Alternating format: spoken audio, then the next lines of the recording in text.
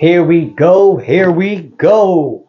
What is going on, Miami Heat Talk fans? It's your boy Ernest, and I am back with a Miami Heat Talk video.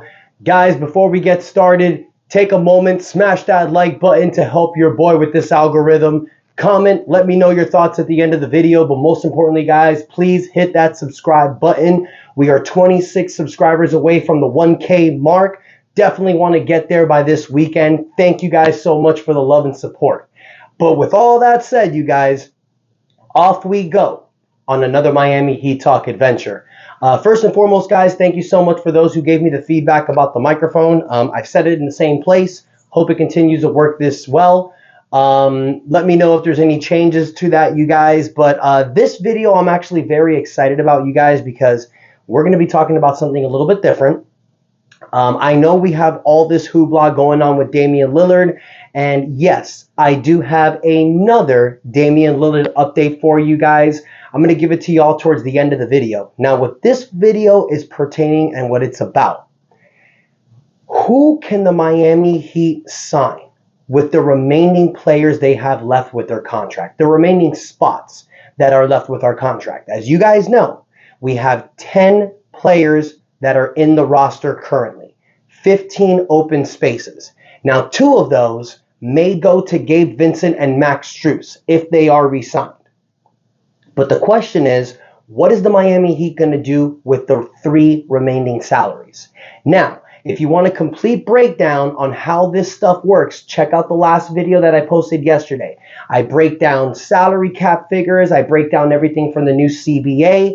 I also posted a video a week ago with the complete breakdown of the brand new CBA. So if you still don't know how it works, check those 2 videos out. It will really help you guys out understand these finances, because there's a lot of changes with the new salary cap. There's the first apron, the second apron. Teams are reduced to do a lot of things. But just a little recap, you guys. With the 10 players that we have, Miami Heat are $6 million under the second apron. When you go over the second apron, you cannot re-sign minimum players to large raises. You can't sign mid-level exceptions, biannual exceptions, buyout players. So your signing is very limited. The reason why the NBA did this stuff, you guys, I feel, is to not only diminish super teams, but to also kind of diminish dynasties. The NBA loves the fact that there's a new champion every season. This gives every team a fighting chance every year. So that's why I believe this new CBA was agreed, because you don't want to give a guy like Tyler Hero, Jordan Poole, your third best player, these ridiculous max level contracts. The NBA is trying to, again, build rosters through 2 stars. Makes a lot of sense. You're seeing teams like Phoenix, though. They're swinging for the fences by getting Beal, Durant, and Booker together with Ayton's large contract. You're going to see how they're hampered big time with signing players.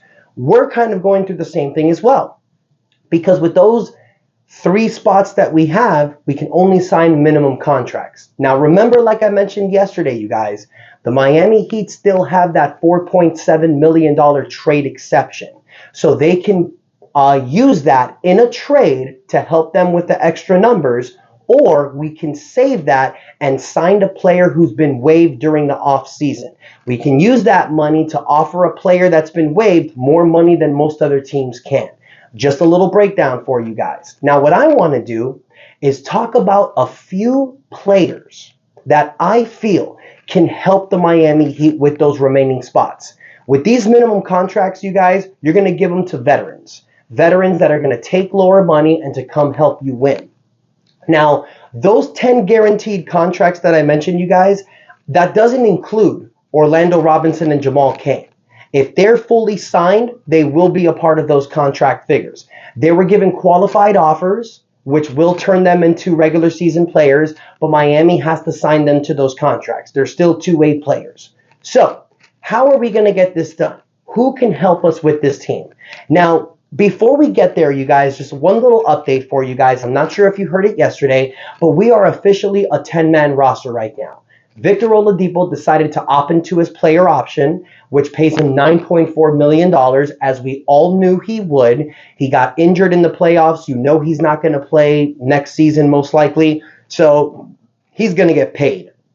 Now, Now that he's opted in, though, Miami can trade that contract. And remember, guys, the new CBA doesn't kick in until July 1st.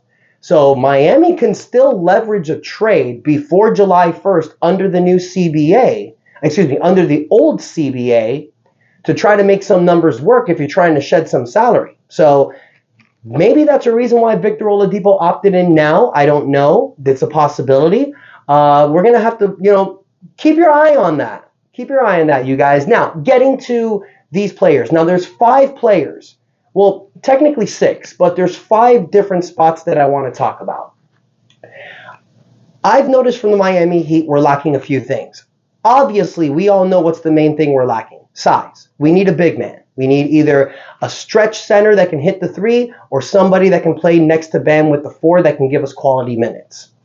We also need a point guard in case we're getting rid of Kyle Lowry, either a trade or the waive stretch provision. We also could use some shooting. You never can go wrong with some shooting. So let's talk about a few players. First player that I want to talk about, you guys, is somebody who's a legend here in Miami. Goran Dragic. Now, I know what you're thinking. We don't need Goran Dragic. Why do you want to bring Goran Dragic back? Well, a few reasons. Udonis Haslem's not coming back next season. So that's going to leave a gaping hole as the captain of the team. Now, you're hoping Bam Adebayo steps up and becomes that guy. Jimmy Butler's not really known for his voice. Kevin Love's a free agent. You don't know what's going to happen there. By bringing in Goran Dragic, you're not only bringing in a guy who's a leader and gives you veteran presence. He also played with the Miami Heat for 7 seasons. This is a guy who is great friends with Jimmy Butler. He has a great relationship with Bam Adebayo and Eric Spoelstra. He knows majority of players of the team. He knows the system. Yeah, he may be 37 years old, but last season, you guys coming off the bench, he averaged 6.3 points, 2.6 assists, and 35% behind the 3. This is a guy that come playoff time can give you anywhere from 10 to 15 quality minutes off the bench, and he's also that veteran voice in the locker room. He's a guy that Jimmy Butler and Bam Adebayo will stop and allow him to talk to everyone, and everyone will listen. Now, let's say you want a better player than Goran Dragic, someone that can really help you, not only during the playoffs, but during the season as well. Now, this next one, you guys, is a little bit of a stretch. I don't think it can happen, but there is a chance. Russell Westbrook. Now, I get it. We can only offer the veteran minimum contract of $2.6 million. Why would Russell Westbrook take that money? Well, if he goes back to the Clippers, and honestly, you guys, the only way Miami can get him, in my opinion, is if he does not re-sign with the Clippers, is if they go another direction.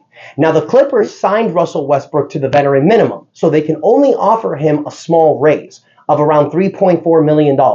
Still more money than we can offer. But remember, in Miami, there's no state income tax, which means after Los Angeles state income tax, technically, he's going to get paid more by Miami or around the same. And if you bring Russell Westbrook to the Miami Heat, he can be one of those veterans, similar to guys like Ray Allen, Shane Battier, Birdman, Rashard Lewis in the Big 3 era. Comes here for less money, but he comes here to win a championship. Now, getting a Russell Westbrook, the only way it makes sense is if you do not trade for Damian Lillard. If you bring back Gabe Vincent, let Kyle Lowry walk, and you still have that point guard position available, Russell Westbrook would fit perfectly. And here's the great thing. With Russell Westbrook and Gabe Vincent, you can switch whoever's going to start. You can put Gabe Vincent as a starting point guard. In my opinion, that's where he should be. Or you can go with Russell.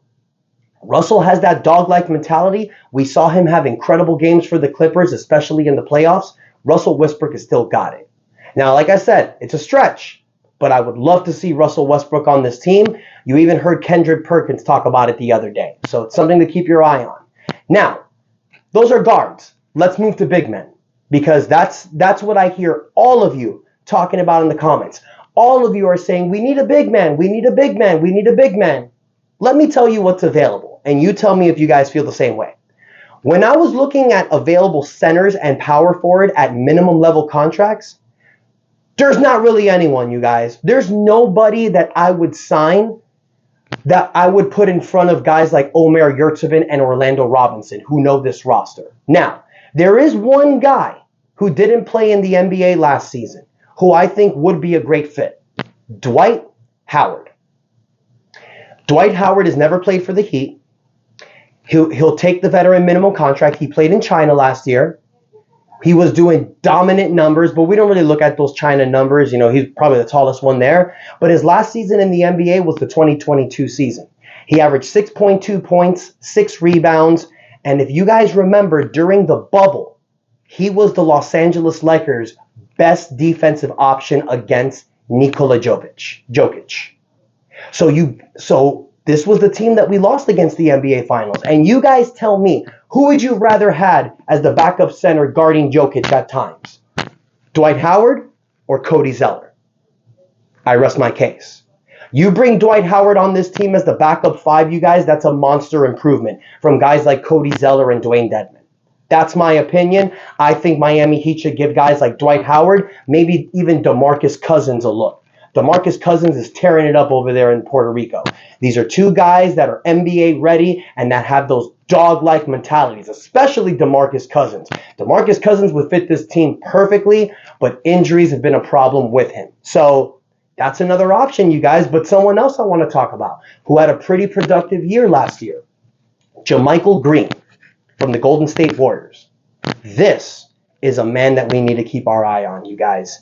6'9". He can play the 4 and the 5 position. He's a bruiser down low. He averaged 6.4 points, 3.6 rebounds for Golden State. But check this out, 37% from the 3-point line. This dude would be an amazing fit next to Bam Adebayo as a starting power forward. And Miami can get him for the veteran minimum. He's 33 years old. He's coming towards the twilight of his year, you guys. But guys like JaMychal Green and Russell Westbrook, I think, you guys, they would take a little bit less money to come here simply because the state income tax thing and because we're a contender. Veterans will take a little bit less money to come to a championship team. We've seen it happen in the past, you guys. And Russell Westbrook made $45 million last year. I think he's okay when it comes to money. But JaMychal Green is another eye to keep on. Now, these are 4 brand new players that I'm talking about. I tried finding a 5th. Couldn't find one. I'm being honest with you guys. I was doing extensive research today, you guys, going back and forth, checking minimum players. These are pretty much going to be the best 4 options that we have. Now, there may be a diamond and a gem that's there that I haven't looked at. I didn't really look at wing players or shooting guards. I felt that the Miami Heat had that covered. I was pretty much looking for people who I felt that we needed. A backup point guard, size, and shooting. Now, here's our final option. You don't bring any of those 4 guys back. You just end up running it back. You bring back Cody Zeller, and you bring back Kevin Love. Now, Kevin Love probably won't take the minimum contract. You're probably going to have to give him the 20% raise that you're allowed to give him under the new second apron. So Kevin Love will make anywhere from like $3.2 to $3.4 million. But as we've talked about in the previous CBA video, as a second apron team, you're paying about $15 million in penalties just for Kevin Love. So this is a difficult decision that the Miami Heat are going to have, you guys. But look, those 4 players that I just said, these are guys that Miami can go out and get for the minimum contract. There's possibly other players as well. Let's not forget that the Miami Heat has a bunch of players in their summer league that are going to step up. You have Orlando Robinson, Jamal Cain, Jamari Boumbaye. You have 5 undrafted players that we're looking at. If we trade for Damian Lillard, guys, I know Miami's trying to keep Caleb Martin. Damian wants Caleb Martin on this team.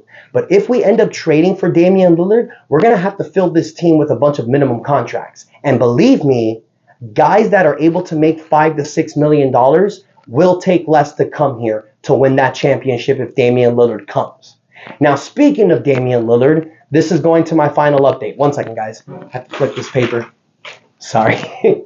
Anyways, so there was an update earlier today about Damian Lillard from hoopshype.com. This was reported from a podcast that's called Wolfels Press Box. They're very popular. They have millions of subscribers. They're very linked to the NBA. A source said earlier today that as of now, Miami Heat are the winners of the Damian Lillard sweepstakes. The Portland Trail Blazers will eventually move Damian Lillard in a trade.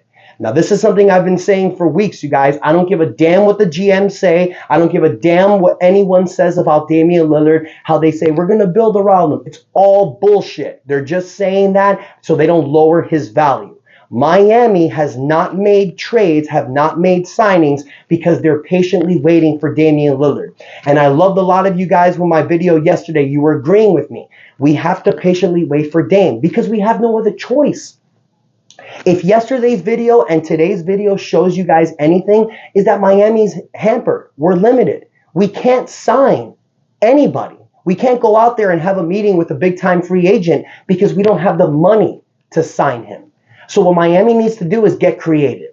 You either run it back with the same team, pay about $150 million in tax penalties, but try to go for it again with Tyler Hero and Jaquez coming with this team, or you swing for the fences and you trade for one of the best players in the NBA, along with Jimmy Butler, Bam Adebayo. Hopefully you can keep Caleb Martin and your new draft pick, Jaime Jaquez. But it's like I said yesterday, you guys, don't be attached to any of these Heat players besides Jimmy and Bam. Because when it comes to a trade for Damian Lillard, everyone's on the table. He's one of the best players. You got to go for Damian Lillard, you guys. It's just the honest talk. So I hope this video helped you guys. Let me know what you think in the comments, you guys. What do you think about Victor Oladipo opting in? Do you think it's going to set up a trade or not? What do you guys think of these names that I mentioned as minimum contract players? Do any one of them interest you? Or maybe there's somebody else that you guys know of and you can tell me in the comments. Now, be realistic. Don't put a name of a guy who's expected to make $10 to $12 million from the mid-level exception. Okay? Be realistic. Who do you think Miami can get for the minimum contract? Is it anyone better than I just said or no? Let me know what you think in the comments. And honestly, you guys, and just obviously, you guys, let me know what you think about this Damian Lillard update. I know it's not a huge update. I know we're annoyed talking about Damian Lillard. But at the end of the day, you guys, he's the hottest topic with the Miami Heat. And whatever new news that there's going on out there, I will let you guys know. Please, guys, take a moment, hit the like button, comment, let me know your thoughts. Most importantly, hit that subscribe button and click the notification bell for all of my updates. I love you guys. My last 5 videos have been bangers because of you guys. Y'all the reason why I'm pushing forward and I'm posting videos every day. I know there's a lot of other Miami Heat channels out there, so I always try to be a little bit different, you guys. I know nobody is going to cut a video about these minimum players. I want to keep it different and I want to keep it entertaining for you guys. Thank you for the love and support. And until next time, your boy Ernest out. That's enough said. Let's go Heat.